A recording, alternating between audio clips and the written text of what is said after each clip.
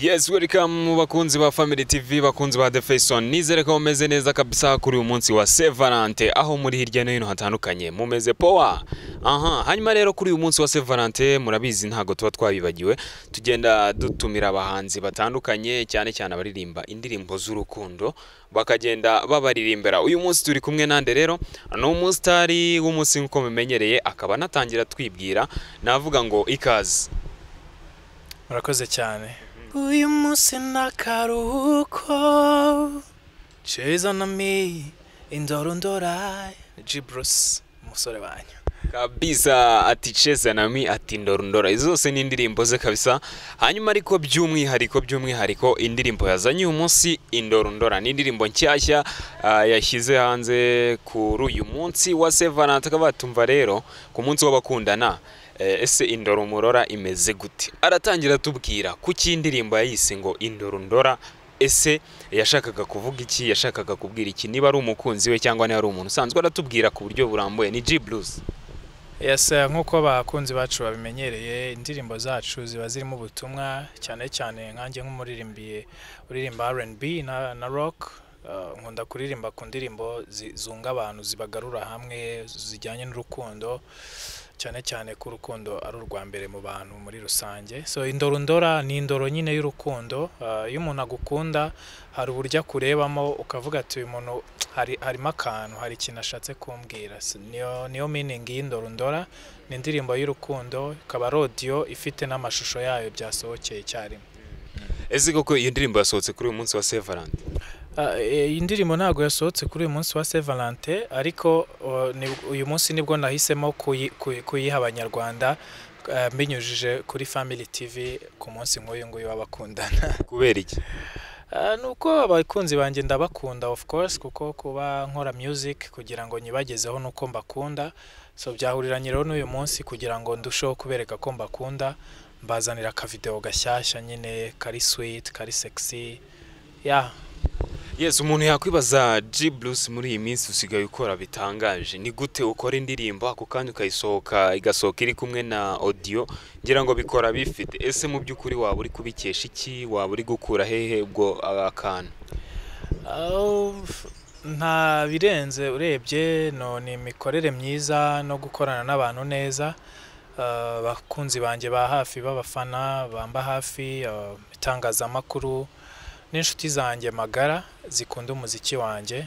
Nta kindi ndi kubikesha, ni imikoranire myiza n'abantu no kubana n'abantu neza, ndetse n'ubushobozi bwanjye bukeya. Nkuko babizi maze iminsi ndimo ndakora nka G-Bruce, nsa nkaho byose biri ku mutwe wanjye. So ndumva nta bindi birenze tu. No. Yes, hanyuma rero ngira ngo tutanatinzemo turagira ngo utangire turirimbira kuri indorondora, abantu bumve se iyo ndoro amurora imeze gute, bumve n'ukuntu mbega iyo melody imeze. Kucyari wowe mbona kenshi mu maso yanjye, nakwicura ngasanga wampamagaye wambuze, simenye uburemere bwo kubaho wenyine, simenye uburemere bw'amarirurira ku bwanjye. Mbwira niba unyiyumvamo,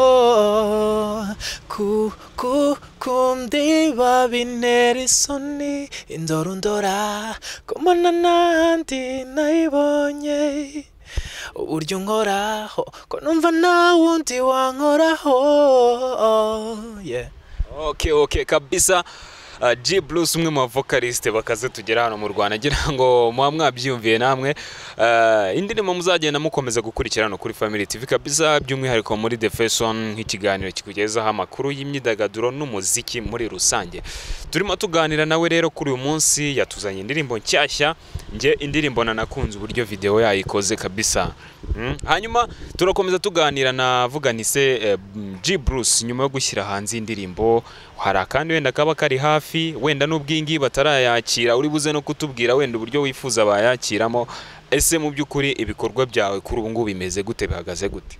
Yes, ibikorwa byanjye kugeza iyi saha bihagaze neza nkuko bari kubibona abakunzi banjye ndetse n'abandi bantu bose bafite aho bahuriye na industry y'umuziki.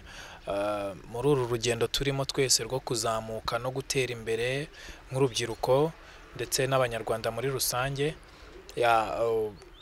Urumva deja mu itangira ry'uyu mwaka amaze gushyira hanze video ebyiri ziri successive.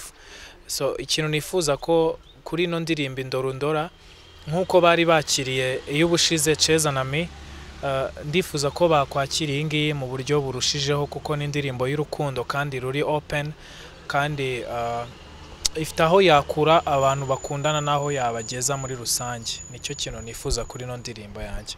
Okay, ati nkuko mwagiye mwakira Cheza na Mi kabisa, indirimbo yabanjirije ngiyi Indorondora, indirimbo ngira ngo mwakunze cyane, buryo mwagenega muyisaba nibyo byabigaragaje. Aragira ati rero byaba byiza n'iyi ngiyi kuko yubaka abari mu rukundo cyane cyane muyikunze kurushaho.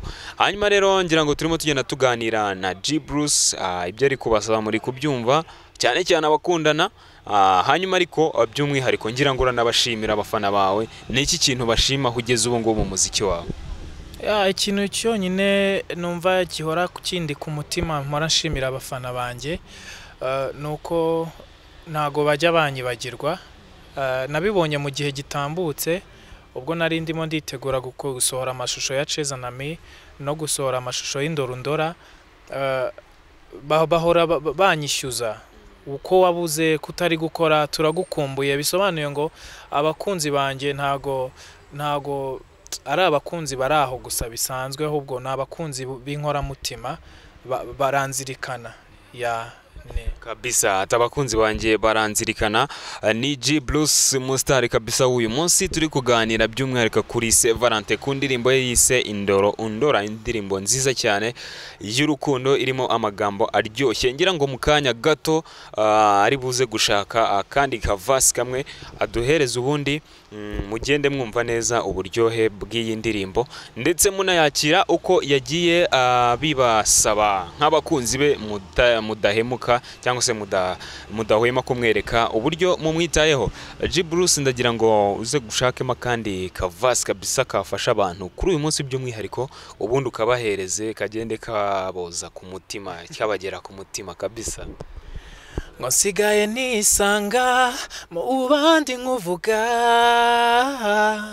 naba nsohokeye aho uri umutima ukandya, agira umutipe ukuvuga nkamureba nabi, nkirengagiza amajoro urarunekereza. Ewan kabisa, byonge nababwiye ngo mu kwandika G Bruce abagiye kure kabisa, amagambo yo nicyo atabuze. Indirimbo rero turimo tugenda tuganiraho ni indirimbo y'umuhanzi Indorondora, ni indirimbo y'umuhanzi G Bruce yazanye no kuri uyu munsi hano muri The First One kuri Family TV. Nizere ko muri hirya no hino hatandukanye mwaryohewe, cyane cyane abakundana by'umwihariko muraza gukomeza kugenda muyikurikira inabafasha muri uyu munsi by'umwihariko. Hanyuma ngira ngo G Bruce turimo tugenda tugana no ku musozo, ndagira ngo wenda ngire ikindi kintu cyanamubaza kiri ku mutima we yakwifuza, by'umwihariko ku muziki muri rusange no ku bahanzi, icyo asaba abafana, icyo yifuza mbega. Icyambere nifuza muri rusange ku muziki wacu mu Rwanda nuko abantu bawurimo cyangwa abantu bafite aho bahurira nawo, nuko bawurekura they let it go, bakifungura bakarekuka, bakareka kwitiranya umuziki n'ibindi bintu bijyanye na stress zindi z'ubuzima busanzwe. Umuziki ni free, ni ikintu kiri free, ni ikintu nkuko ku gutwi nta barriere ibaho kugira ngo umuziki winjire mu gutwi, ni nako umuziki wacu tugomba kuwureka ukaguka. Ikindi nasaba abafana banjye muri rusange ni ukumfollowinga ku mapaje yanjye Facebook Imfura G Bruce, Instagram G Bruce Imfura, ahantu hose, kuri YouTube channel bakonyongerera views nk'abakunzi banjye, indirimbo zanjye bakazireba bakazisharinga. Ndumva ari icyo cyonyine nasaba abakunzi banjye kabisa muri uno mwaka. Arakoze cyane G Bruce, ariko ndagira ngo nkubaza akabazo gatoya wenda kagenda katugeza ku musozo. Ubundi G Bruce muri kariyeri ya muzika wifuza kugera hagana hehe?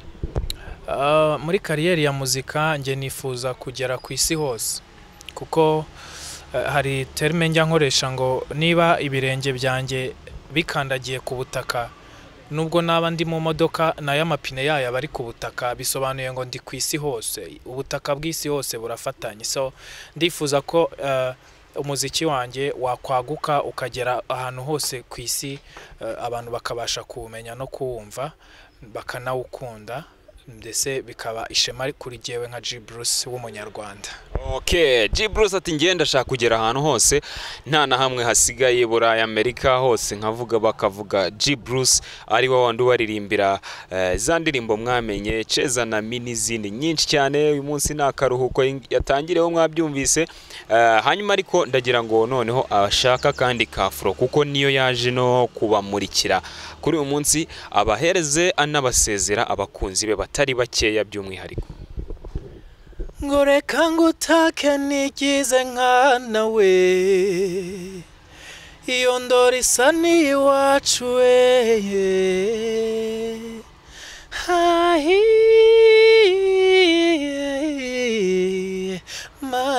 mama indoro ndora ko mbona nandi nayibonye uburyo nkoraho ko numva nta wundi wankoraho baby yego kabisa. Arakoze cyane G Bruce rero tunamushimire kuba yitabiriye utumira hano muri The Fason kuri Family TV. Ngira ngo navuga nti ubundi gisigaye no kugenda mukurikira uburyohe bw'uyu muziki kandi nkabwira G Bruce ni uzagaruke. Nanjye ndabashimiye cyane, nshimiye Family TV, nshimiye ikiganiro The Fason kuba mwantumiye. Ndashimira director wankoreye ino video kabisa witwa Layango Good Chapeau kabisa, nkashimira na Elizabeth wankoreye audio. Bankoreye igikorwa kidasanzwe. Nkaba nanashimira abafana banjye muri rusange kuba bakomeza kumba hafi. Imana ibahe umugisha. Okay, mwakoze cyane rero nabwira ngo G Bruce nakagaruka ndetse The Fason yo izakomeza kugenda bagezaho byinshi byiza. Mwakoze cyane, ciao.